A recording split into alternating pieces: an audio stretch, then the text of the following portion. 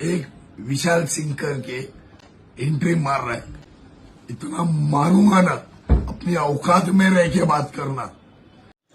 एक तरफ विशाल सिंह ने नदीम बाबा खान को ट्रोल क्या किया, दूसरी तरफ उसका वीडियो आ गया। जी हाँ, उसने इस वीडियो में सीधे सीधे विशाल सिंह को धमकी दे दी है कि वो विशाल सिंह को ढूंढ रहा है और विशाल सिंह जहां मिलेगा लाइव सभी के सामने वो उसे मारेगा।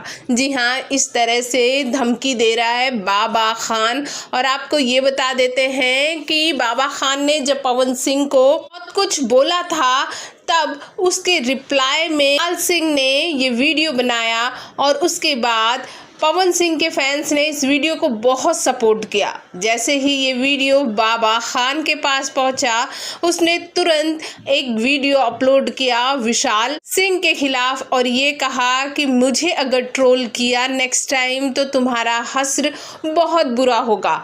वैसे इस मामले की गंभीरता को देखकर ये लग रहा है कि ये यही नहीं रुकने वाला है, आगे भी ये मामला बहुत दूर तक जाएगा। देखना होगा कि क्या विशाल सिंह इसका जवाब देते हैं। विशाल तो मुंबई में ही है, बाबा खान भी मुंबई में ही रहता है। इस पर आपकी क्या प्रतिक्रिया है, कमेंट बॉक्स में कमेंट जरूर करें।